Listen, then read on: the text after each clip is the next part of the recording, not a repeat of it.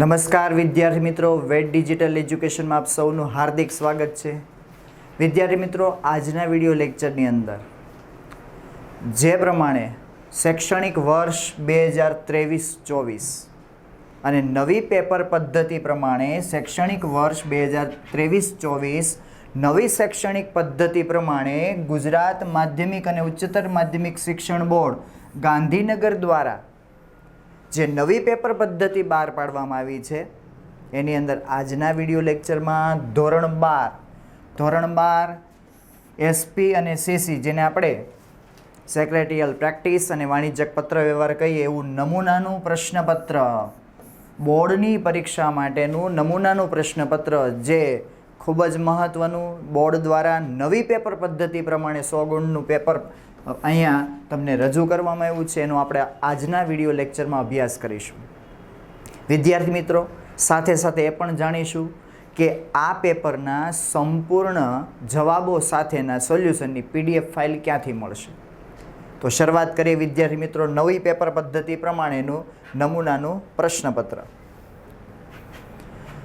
વિદ્યાર્થી મિત્રો, જે નમૂનાનું પ્રશ્નપત્ર છે અગાઉ જે પ્રમાણે હતું, ગયા વર્ષની વાત કરીએ તો ગયા વર્ષે વિભાગ A અને B ની અંદર 10 MCQ, વિભાગ B ની અંદર 10 SQ, પણ નવી પેપર પદ્ધતિ પ્રમાણે તમે જે જાણો છો એ પ્રમાણે કે 1 થી 20 વિદ્યાર્થી મિત્રો, હા 1 થી 10 નહીં પણ 1 થી 20 સુધીના વિકલ્પ પૂછાય, એટલે તમારો વિભાગ A જે છે એ 20 ગુણનો છે વિદ્યાર્થી મિત્રો, ખાસ બરાબર। અને 20 ગુણનો અહીંયા જે વિભાગ A છે એની અંદર 20 વિકલ્પ અને વિભાગ B ની અંદર કોઈ ફેરફાર નથી પણ એની અંદર 10 SQ છે, એના વિશે પણ આપણે ચર્ચા કરીશું।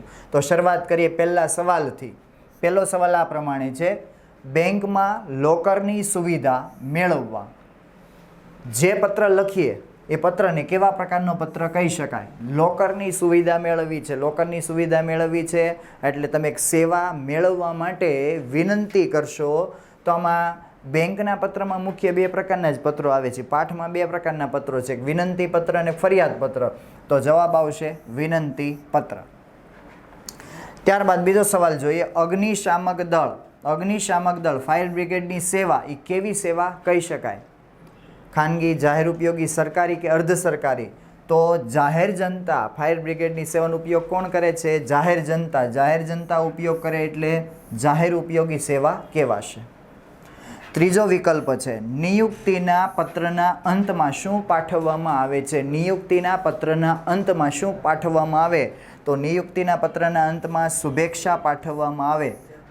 નિયુક્તિ એટલે નિમણૂક થાય છે, કોઈ પણ કર્મચારીની નિમણૂક થાય તો એ પત્રની અંદર છેલ્લા પેરેગ્રાફમાં એવું કહેવામાં આવે કે આપનું ભવિષ્ય બરાબર ખૂબ જ ઉજ્જવળ પ્રગતિકારક બને એવી શુભેચ્છા, શુભકામના એ સાથે। અને જો નિયુક્તિના પત્રની અંદર શરૂઆતની અંદર કે સવાલ થોડોક ફેરવી નાખે કે નિયુક્તિના પત્રના શરૂઆતમાં શું આપવામાં આવે કે શું પાઠવવામાં આવે, તો જવાબ આવશે અભિનંદન, પણ અંત કીધો છે તો શુભેચ્છા આવશે। ચોથો વિકલ્પ, આરોગ્ય સાથે સંકળાયેલી વીમા પોલિસીને કયા નામથી ઓળખવામાં આવે? આરોગ્ય સાથે સંકળાયેલી વીમા પોલિસી, જીવન વીમો, મેડિક્લેમ વીમો, સામાન્ય વીમો કે પાક વીમો? તો આરોગ્યની બાબત આવે એટલે વિદ્યાર્થી મિત્રો ખાસ મેડિક્લેમ વીમો, આરોગ્ય સાથે બાબત આવે તો શું આવે? મેડિક્લેમ વીમો। વિદ્યાર્થી મિત્રો, આગળ ચર્ચા કરતા પહેલાં ખાસ મહત્ત્વની વાત જોઈ લઈએ। આપ સૌ જાણો છો એ પ્રમાણે વેદ ડિજિટલ એજ્યુકેશન એપ્લિકેશન અવેલેબલ છે, ગૂગલ પ્લે સ્ટોરની અંદર જાઓ। ગૂગલ પ્લે સ્ટોરની અંદર આ રીતે તમે ઇન્સ્ટોલ કરશો એપ્લિકેશન એટલે આ પ્રમાણેની સ્ક્રીન ખુલશે, જેમાં તમારો અહીંયા ફોન નંબર એન્ટર કરવાનો હોય છે। ફોન નંબર એન્ટર કરો એટલે ઓટીપી આવશે, ઓટીપીની અંદર સેન્ડ ઓટીપી ઉપર ક્લિક કરો એટલે તમારા ફોનની અંદર ઓટીપી આવશે। ઓટીપી એન્ટર કર્યા પછી આગળ એપ્લિકેશનની અંદર આ રીતના સ્ક્રીન ખુલશે, આની અંદર paid courses, exam paper, YouTube videos વગેરે લિંક આપેલી છે। પેઇડ કોર્સીસ એની અંદર ક્લિક કરો, ગાલા અસાઇનમેન્ટ વિદ્યાર્થી મિત્રો, ગાલા અસાઇનમેન્ટ તથા અન્ય પ્રશ્નપત્રો, આજે નમૂનાનું પ્રશ્નપત્ર તમે અહીંયા સમજો છો એ નમૂનાના પ્રશ્નપત્ર, ગાલા અસાઇનમેન્ટ એવા ધોરણ 12ના તમામ વિષયોના પેપરના સંપૂર્ણ સોલ્યુશનની PDF ફાઇલ મેળવવી છે તો આ લિંક ઉપર ક્લિક કરો, ધોરણ 12 ઉપર ક્લિક કરશો અને આગળ તમે જશો તો એ પ્રમાણે તમને લિંક ખુલતી જશે, એટલે તમને એ પેપર જોવા મળશે, એ પેપરનો અભ્યાસ તમે કરી શકો. આ ઉપરાંત જો તમે વિડીયોઝ જોવા માંગતા હોય અલગ અલગ ધોરણના, એ તમને દેખાય છે સ્ક્રીનની અંદર કે અલગ અલગ વિષય અવેલેબલ છે, અલગ અલગ ચેપ્ટર અવેલેબલ છે અને વિડીયોઝ પણ અવેલેબલ છે. અને જો તમે પેપર ઉપર ક્લિક કરશો આ રીતે, અહીંયા વિડીયોઝની લિંક આપેલી છે, પણ જો તમે એક્ઝામ પેપર ઉપર કે પેઇડ કોર્સિસ ઉપર ક્લિક કરો તો એ પ્રમાણે ધોરણ પ્રમાણે પેપર ખુલશે, વિષય પ્રમાણે, ધોરણ પ્રમાણે, વિષય પ્રમાણે પેપર તમને જોવા મળશે.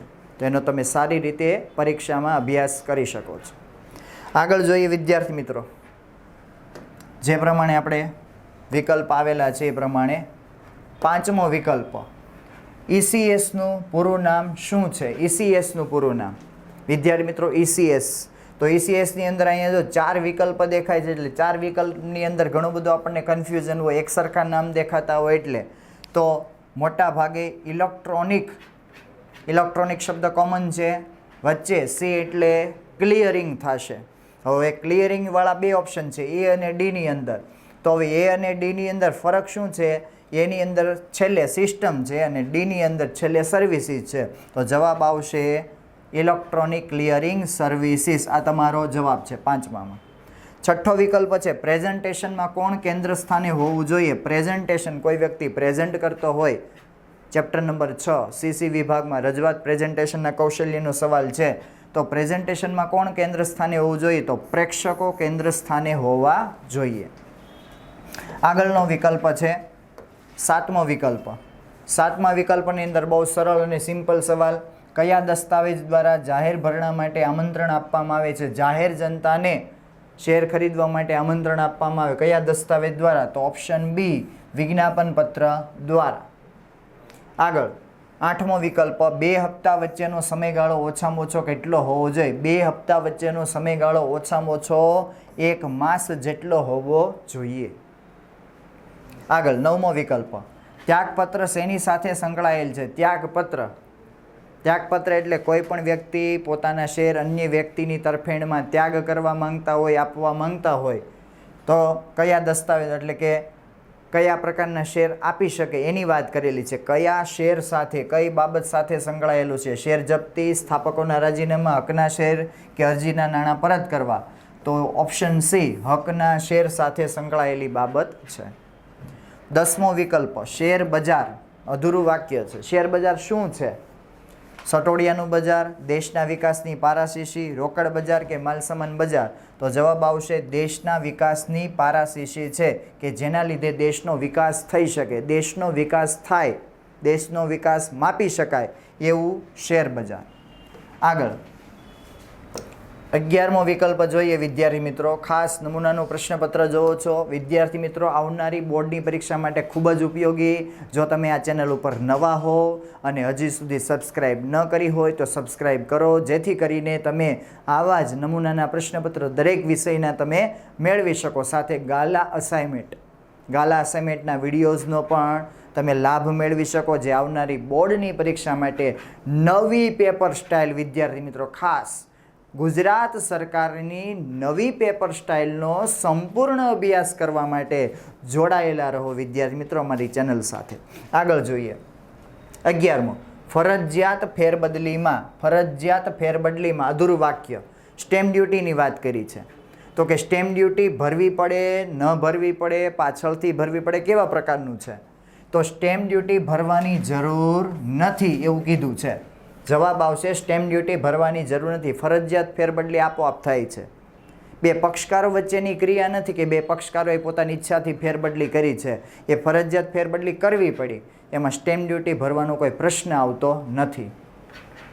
ડિબેન્ચર ધારક એ કંપનીનો કોણ છે? 12મો વિકલ્પ. 12મા વિકલ્પમાં જવાબ ડિબેન્ચર ધારક કંપનીનો કોણ છે? બરાબર. ડિબેન્ચર ધારક એ પૈસા ઉછીને આપે છે. કોને? કંપનીને. કંપનીને પૈસા ઉછીને આપતો હોવાથી ડિબેન્ચર ધારક કંપનીનો લેણદાર કહેવાય અને કંપની પોતે દેવાદાર કહેવાય. ક્યારેક એવું પૂછે કંપની બરાબર ડિબેન્ચર ધારકની કોણ થાય? તો કે દેવાદાર થાય. કંપની પૂછે તો, ઉલટો સવાલ પૂછે તો. એ જ રીતે ડિબેન્ચરનો સવાલ. ડિબેન્ચર એટલે સિમ્પલ ખબર છે, ઉછીની મૂડી. 13મો વિકલ્પ જવાબ આવશે ઉછીની મૂડી. ફટાફટ આગળ વિદ્યાર્થી મિત્રો. 14મા વિકલ્પની અંદર સ્વેટ ઇક્વિટી શેર ધારણ કરનારને sweat equity share. Sweat equity share એવા લોકોને મળે છે જે નિષ્ણાંત હોય, જે કંપની અંદર કામ કરતા હોય, એની સેવા બદલ સ્વેટ ઇક્વિટી શેર આપવામાં આવે. તો સ્વેટ ઇક્વિટી શેર ધારણ કરે અને સભ્યપદની વાત કરી છે. સભ્યપદ મળતું નથી, મળે છે, અંશતઃ મળે છે કે સ્થગિત થાય છે. તો શેર ધારણ કરે એટલે વિદ્યાર્થી મિત્રો સભ્યપદ મળે જ તે, ગમે તે પ્રકારના શેર હોય. શેર ધારણ કરે એટલે સભ્યપદ મળવા પાત્ર છે. આગળ વાત કરીએ વિદ્યાર્થી મિત્રો. 15મો સવાલ. જાહેર કંપનીમાં ઓછામાં ઓછા કેટલા સંચાલકો હોવા જોઈએ? વિદ્યાર્થી મિત્રો આના ઉપરથી 3 વિકલ્પ બને. એક હિન્ટ આપીએ. એક ખાજા. એક ખાજા એટલે એકલ વ્યક્તિ કંપની. એક એટલે એકલ વ્યક્તિ કંપની. ખા એટલે ખાનગી કંપની અને જા એટલે જાહેર કંપની.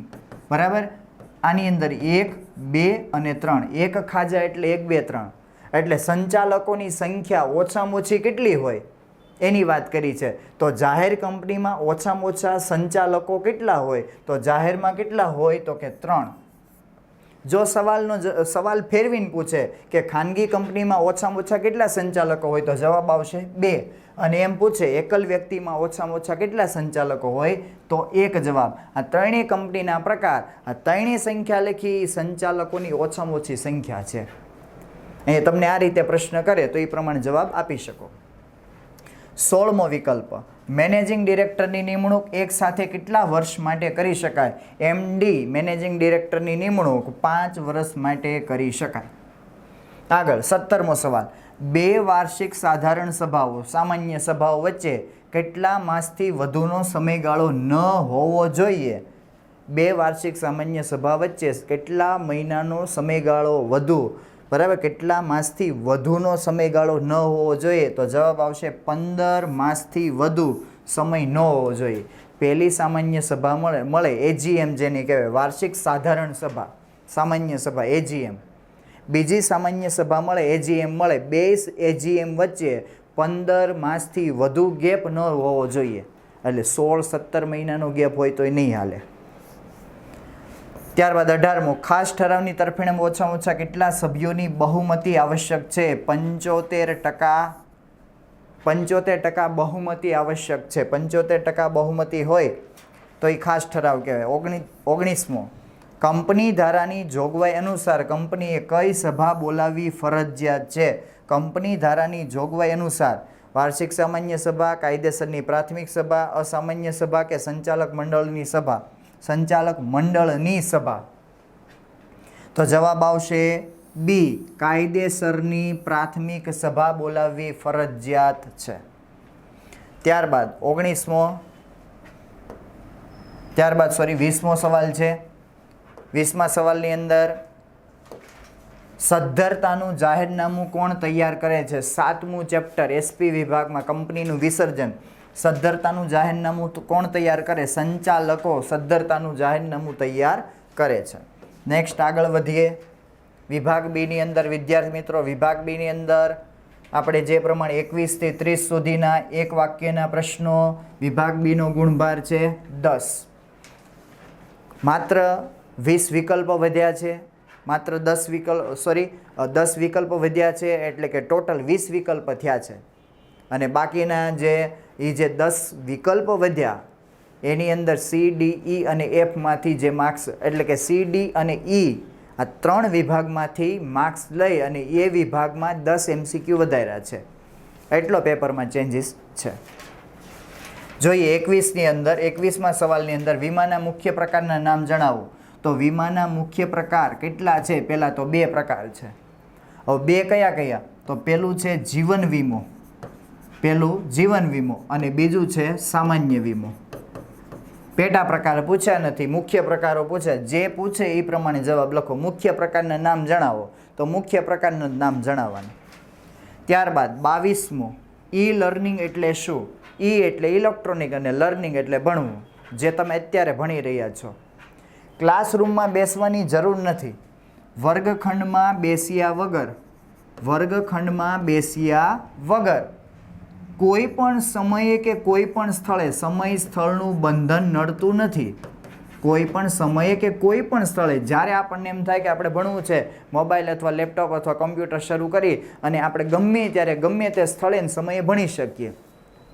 કયા સાધનનો ઉપયોગ કરવો પડે? ઇલેક્ટ્રોનિક સાધનનો ઉપયોગ કરવો પડે. અને ઇલેક્ટ્રોનિક સાધનોની મદદથી જે શિક્ષણ મેળવવામાં આવે અથવા તો આપવામાં આવે તો તેને ઈ લર્નિંગ તરીકે ઓળખવામાં આવે છે. વ્યાખ્યા થોડીક શબ્દો વધારે છે, બરાબર, કે વર્ગખંડમાં બેસ્યા વગર, સમય સ્થળના બંધન વગર, કોઈ નડતું નથી, ઇલેક્ટ્રોનિક સાધનની મદદથી શિક્ષણ મેળવવાને આપવામાં આવે એને ઈ લર્નિંગ કહેવાય.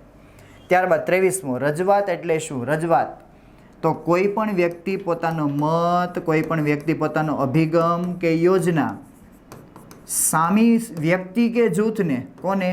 સામી વ્યક્તિ કે જૂથને જે સમજાવવાની આવડત કે કળા ધરાવે છે તેને રજૂઆત કહેવાય. ભાઈ કોઈ પણ વ્યક્તિ પોતાની વાત હોય, અભિગમ હોય, યોજના હોય, સામી વ્યક્તિ કે જૂથને કેવી રીતે સમજાવી શકે એ આવડતને રજૂઆત કહેવાય. 24મો, શેર જપ્તી એટલે શું? મંગાવેલો હપ્તો વસૂલ નહીં આવતા. એક હપ્તો છે એ મંગાવેલો હપ્તો છે પણ આ જે મંગાવેલો હપ્તો છે એ વસૂલ નથી આવતો.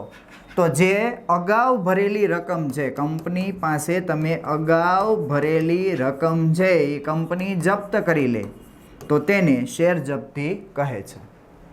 ત્યારબાદ 25મો અને સૌથી વધારે મહત્વનો સવાલ, કંપનીનું મહત્વનું લક્ષણ શું છે? કંપનીનું મહત્વનું લક્ષણ મુક્ત ફેરબદલી છે. ત્યારબાદ 26મો, ડિબેન્ચર ટ્રસ્ટી કોને કહે છે?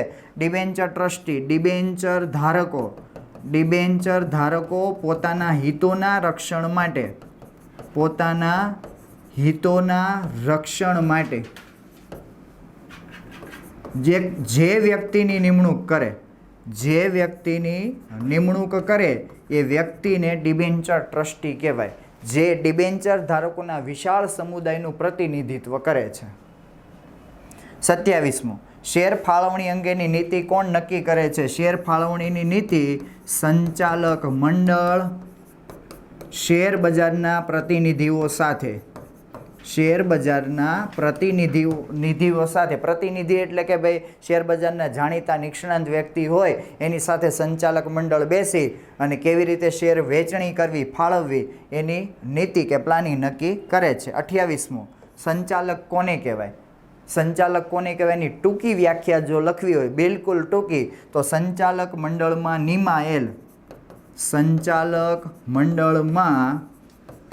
નિમાયેલ જે વ્યક્તિ છે એ વ્યક્તિને આપણે સંચાલક કહીએ, અથવા તો સંચાલક મંડળમાં નિમાયેલ સંચાલક, એને સંચાલક કહી શકાય. પણ તમને જો બીજી થોડીક મોટી વ્યાખ્યા કે શબ્દો વધારે લખવાનું મન થાય તેવું થાય કે કંપનીની નીતિ, કંપનીની અંકુશ, કંપનીની વ્યૂહરચના કે કંપનીના સમગ્ર સંચાલન, અંકુશ કે દોરવણી માટે, કંપનીના સમગ્ર સંચાલન, અંકુશ કે દોરવણી માટે વ્યાપક નીતિઓનું ઘડતર કરે છે.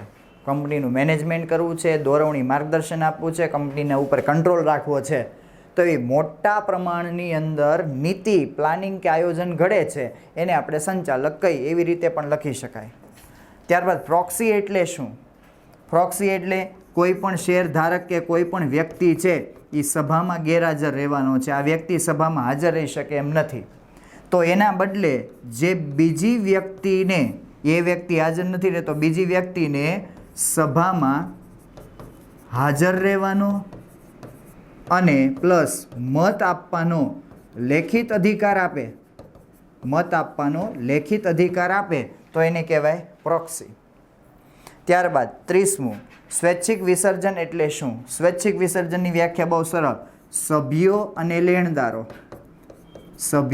અને લેણદારો આ બંને વ્યક્તિ મળી પણ અદાલતને પૂછ્યા વગર, અદાલતની દખલગીરી સિવાય કંપનીને વિસર્જનમાં લઈ જવાનું નક્કી કરે ને સ્વૈચ્છિક વિસર્જન કહેવાય. વિસર્જન કરવું છે પણ પોતાની ઈચ્છાથી. તો કોની ઈચ્છા? સભ્યો અને લેણદારોની.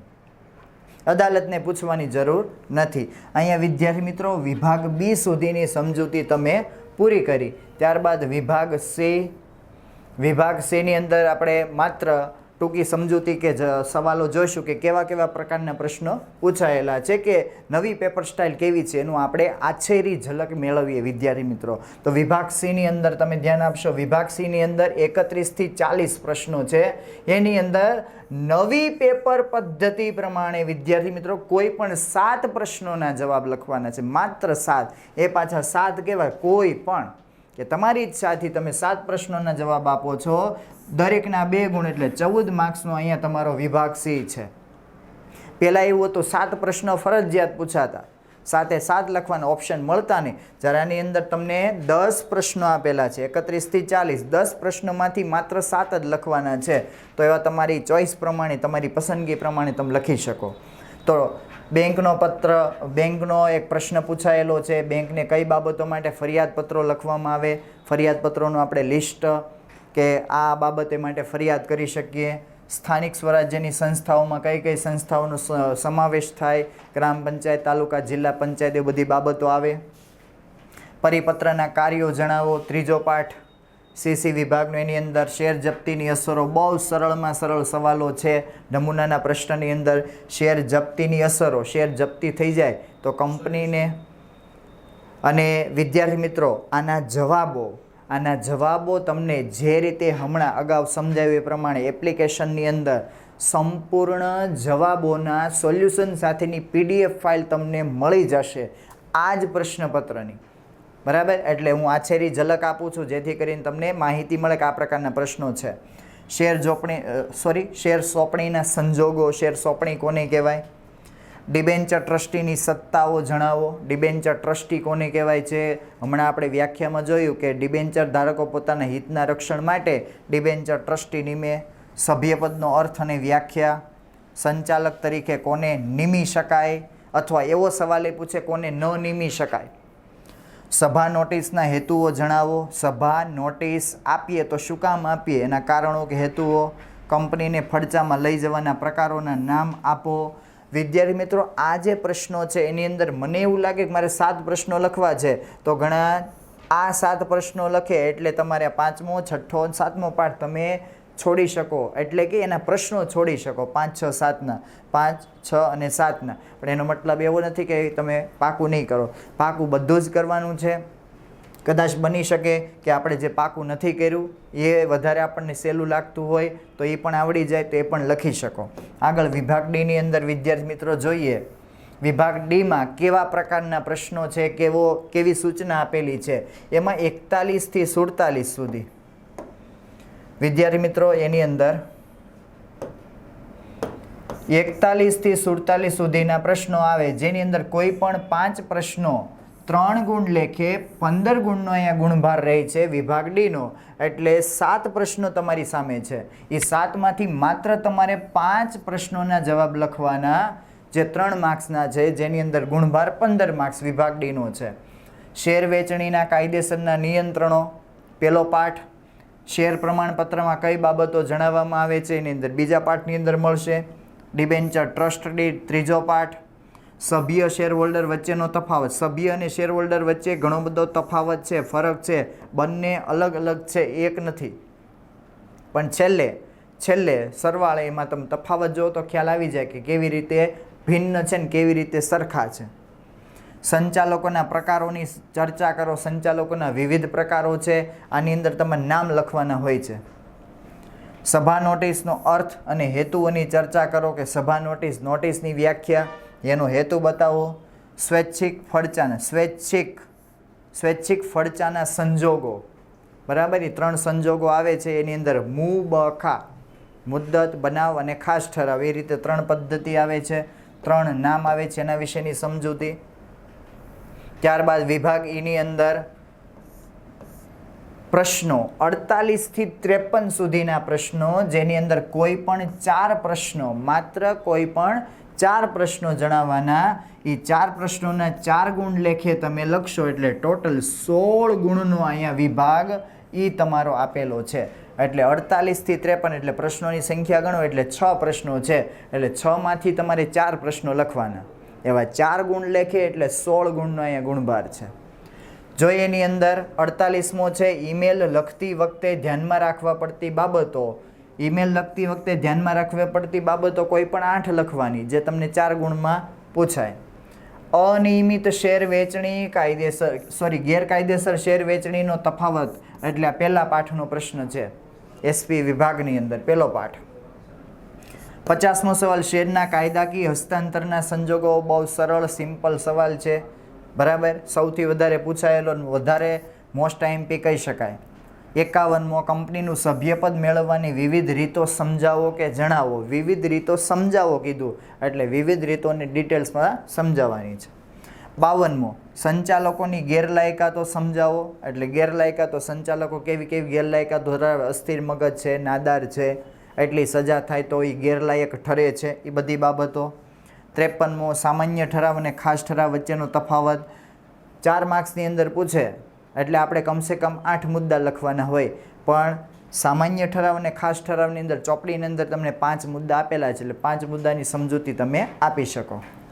આગળ વિદ્યાર્થી મિત્રો પત્રોની અંદર જોઈએ. પત્રોની અંદર જે ગુણભાર છે પત્રનો વિભાગ Fમાં એ 25 માર્ક્સનો છે, પણ પત્રો વધારી દીધા. 54 થી 60 સુધીના પત્રો પૂછાય એટલે તમે ગણો એટલે 7 પત્રો છે. હવે 7 પત્રોમાંથી તમારે કોઈ પણ 5 પ્રશ્નોના જવાબ આપવાના છે. એવા 5 ગુણ લેખે એટલે તમારો વિભાગ Fનો ગુણભાર 25 માર્ક્સ રહેશે. 5 ગુણના જ પત્રો, પણ 7માંથી 5 જ લખવાના. 54મો તમારી પેઢીના નામે બેંકમાં ચાલતું ખાતું બંધ કરાવવા માટે કયો પત્ર છે? તો કે ભાઈ દેના બેંક નડિયાદને લખો, ચાલતું ખાતું બંધ કરાવવું છે. વિનંતીનો પત્ર પહેલા પાઠનો લખી શકાય. 55મો તમારી શાળાની આસપાસ પાન મસાલા ગુટકાનું વેચાણ થઈ રહ્યું છે, જેને બંધ કરવા માટે આપની શાળાના આચાર્યશ્રીને જાણ કરતો પત્ર, બીજો પાઠ. ત્યારબાદ 56મો તમારા વિસ્તારમાં ટ્રાફિકની સમસ્યા વધી રહી છે, એનું નિરાકરણ લાવવું છે, તો ટ્રાફિક પોલીસ વધુ મળે તમને ફાળવાય એ પ્રમાણેની વિનંતી કરતો પત્ર લખો, બીજો પાઠ.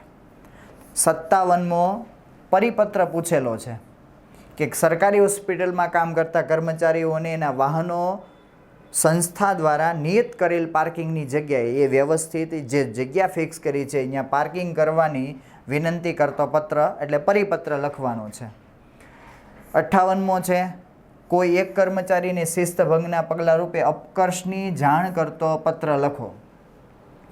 તો આ અપકર્ષની જાણ કરતો પત્ર અને 57મો પરિપત્ર બંને ત્રીજા પાઠના છે, આ બીજા પાઠના પહેલા પાઠના. એટલે એવરેજ જોવા જાઓ તમે તો પહેલો, બીજો અને ત્રીજો પાઠ એટલો તમે પત્રોની અંદર ખાસ ધ્યાન આપો એટલે 5 પત્રો આરામથી લખાઈ જાય, કારણ કે કોઈ પણ લખવાના છે. કુમારી હેતવી પટેલ વીમા પ્રીમિયમની મુદતમાં ફેરફાર કરવા માંગે છે, તો એની વિનંતી કરતો પત્ર વીમા કંપનીને લખો, એ પત્ર ચોથા પાઠનો. અને 60મો પ્રશ્ન યોગ દિવસની ઉજવણી અંગેનો સમિતિ અહેવાલ તૈયાર કરો. 6થું ચેપ્ટર રજૂઆત પ્રેઝન્ટેશનના કૌશલ્ય, બરાબર. તો વિદ્યાર્થી મિત્રો અહીંયા તમે એવરેજ જોવા જાઓ તો 1 થી 3 પાઠ કરો એટલે ઓલ ઓવર મોસ્ટ ઓફલી તમને અહીંયા પ્રશ્નો સોલ્યુશન થઈ જાય. વિદ્યાર્થી મિત્રો ત્યારબાદ આ પ્રશ્નપત્ર તમે જોયું. આશા રાખું છું કે આ પ્રશ્નપત્ર આવનારી બોર્ડ પરીક્ષા માટે ખાસ મહત્ત્વનું રહેશે, તમારા માટે ઉપયોગી થશે. અને હવે પછી આપણે ગાલા અસાઇનમેન્ટ જે આવે એના પ્રશ્નપત્રોની પણ ચર્ચા કરીશું. Thank you very much.